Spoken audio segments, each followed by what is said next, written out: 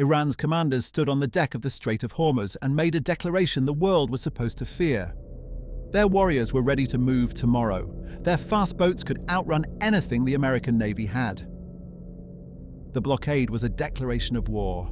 The regime had the key to the global economy in its pocket, and it was not afraid to use it.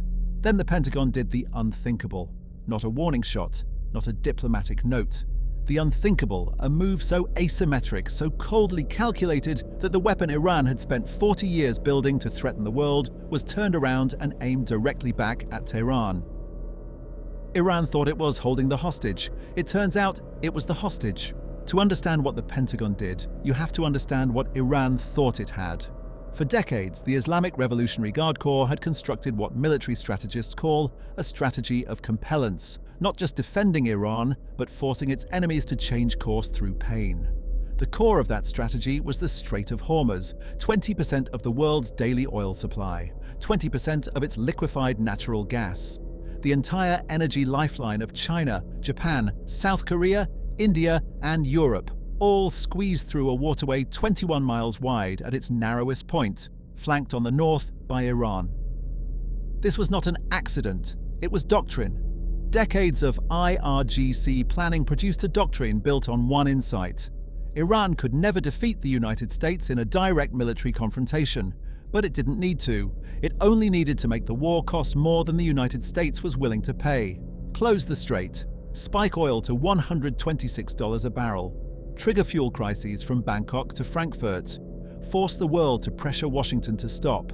The tools for executing this doctrine were assembled over 30 years. Carbon fiber catamaran missile boats capable of 110 knots, far faster than anything a destroyer could catch in shallow Gulf waters. Swarm tactics designed to overwhelm radar and saturate defensive systems. Mines laid quickly and quietly by small boats at night. Drones that cost a few $1,000s per unit, launched in waves to drain interceptor stockpiles worth millions each. And behind all of it, the psychological weapon.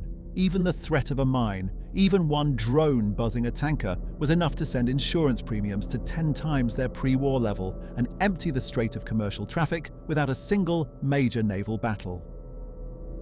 When Operation Epic Fury began on February 28th and the US and Israel launched strikes against Iran, the IRGC activated exactly this playbook. Within hours, warnings were broadcast over VHF radio to every vessel in the strait. By March 4th, Iran formally announced the strait was closed. By midnight on March 2nd, not a single tanker was broadcasting its position. Traffic dropped 97%. Oil crossed $100 a barrel for the first time in 4 years, then kept climbing. The IRGC declared it had achieved complete control of the Strait of Hormuz. The key was in Tehran's pocket. Iran had one assumption hardwired into every layer of this strategy: that the United States would blink first. The logic was not unreasonable. Trump had campaigned on ending foreign wars. The American public had spent years watching trillion-dollar conflicts produce nothing in Afghanistan and Iraq. If Iran could sustain the economic pressure long enough, $126 oil, $5 gasoline in California, LNG prices doubling in Europe, Japan, and South Korea rationing reserves, the political cost of continuing the war would eventually exceed the cost of stopping it. If Iran takes the global economy hostage, Trump would blink first, one analyst told Reuters. It was a reasonable bet, grounded in recent history. It was also wrong. Because while the IRGC was executing its doctrine, the Pentagon was executing a different calculation entirely, one that Iran had not fully gamed out. What happens when the weapon you point at the world gets pointed back at you? What happens when the strait you use to hold the global economy hostage becomes the instrument of your own economic strangulation?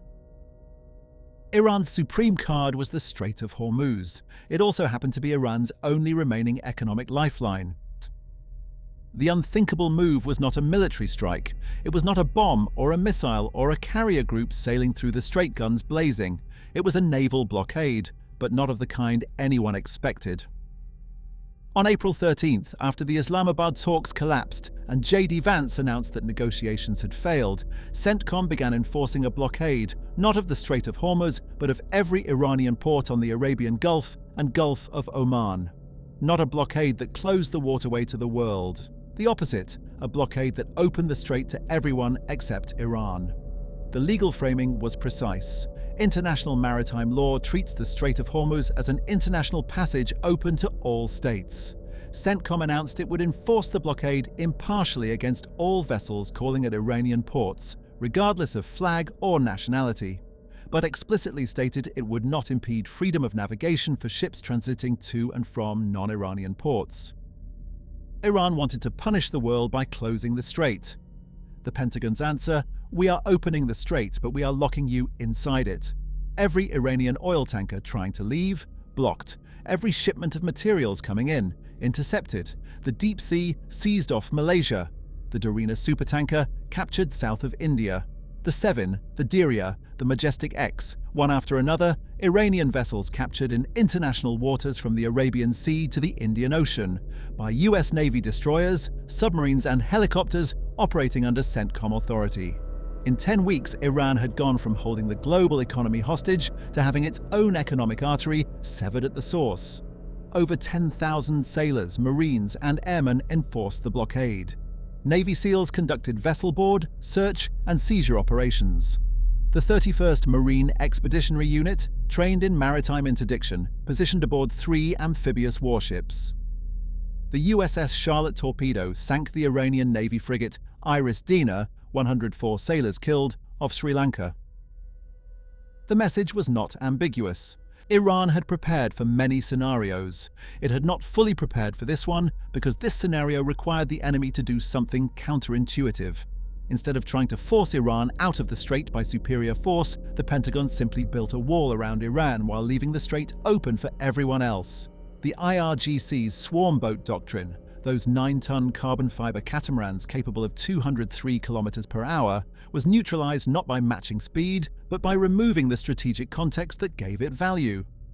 A fast boat that can harass tankers is effective when the goal is making tankers afraid to enter the strait. It is considerably less effective when the US has already deployed A-10 Thunderbolt II aircraft. The low, slow, heavily armored tank killers now refueled mid-air by C-130 Hercules tankers to loiter indefinitely over Gulf waters, waiting at altitude with 30mm cannons firing 70 rounds per second.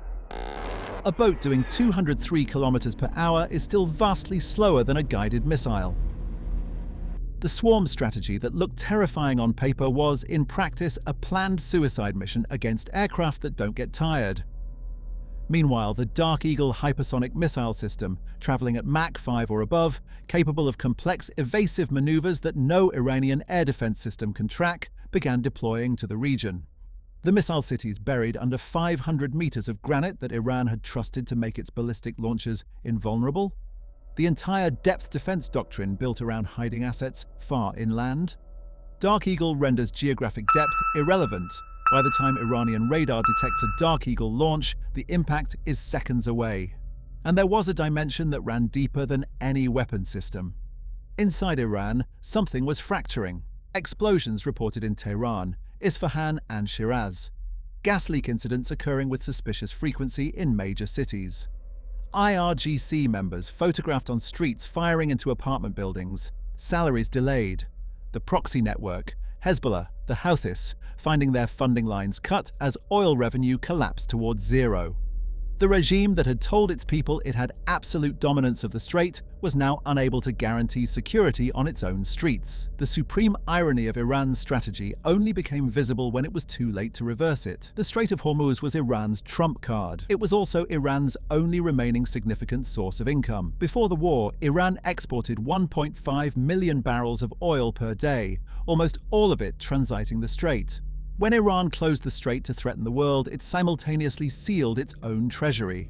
When the Pentagon imposed the reverse blockade, it didn't need to create a new economic crisis for Iran. Iran had already created one for itself, and the blockade simply locked the door. Oil revenues, zero. Import chains, severed. The IRGC, which had built its entire funding model on petroleum income, was now rationing missiles and delaying soldier pay. Proxy forces in Lebanon, Yemen, and Iraq, watching their supply lines go dark, began to calculate their own futures. The world had absorbed the pain of the strait's closure, not without cost, not easily, but it had absorbed it. Strategic petroleum reserves released. Saudi Arabia and the UAE rerouting oil through pipelines to Red Sea ports. European nations enduring surging gas prices. Japan and South Korea drawing down reserves. The pain was real and global, but it was survivable. For Iran, the economic hemorrhage was existential. The UAE, Iran's neighbor across the water, was removing Islamic Republic flags from shops within its borders and replacing them with the old Iranian lion and sun flag, the symbol of the pre-revolutionary state. The Gulf's Arab states, which had spent years trying to normalize relations with Tehran, were now quietly hosting American cargo aircraft and issuing formal orders for their citizens to evacuate Iran, Lebanon, and Iraq. The geopolitical isolation was not just military, it was civilizational. CENTCOM Commander Admiral Brad Cooper had placed on the White House table what was described as the final blow briefing. Operational options targeting Iran's remaining military assets, its leadership structure, its critical infrastructure. The briefing that was supposed to vindicate Iran's fear calculations was instead vindicating the Pentagon's. The Strait of Hormuz remains the most consequential 21 miles of water on Earth. That has not changed. What has changed is the answer to the question Iran built its entire military doctrine around: who controls it? Iran's asymmetric warfare strategy was not foolish. It was actually sophisticated, a genuine attempt by a militarily weaker power to impose costs on a stronger one, using geography, economics, and the interdependence of global trade as weapons. The doctrine was refined over 40 years. It worked partially. It closed the strait. It spiked oil prices. It disrupted supply chains from Mumbai to Milan. But it contained a fatal miscalculation. Iran assumed that the threat of closing the strait was more powerful than the strait actually being closed, that the United States would negotiate rather than absorb the pain and flip the lever. The Pentagon proved that assumption wrong by doing the one thing Iran's planners had treated as unthinkable: accepting the economic damage to the global system, enduring it, and using America's control of the seas to turn Iran's only weapon into Iran's greatest liability. The warrior who picked up the Strait of Hormuz as a sword discovered too late that he had grabbed it by the blade. The blockade continues, the negotiations continue, the Dark Eagles are in position, the A-10s are circling, and somewhere in Tehran, the people who spent 40 years building a doctrine around the world's most important waterway are confronting a question they never expected to face. What do you do when the weapon you built to hold the world hostage starts holding you hostage instead?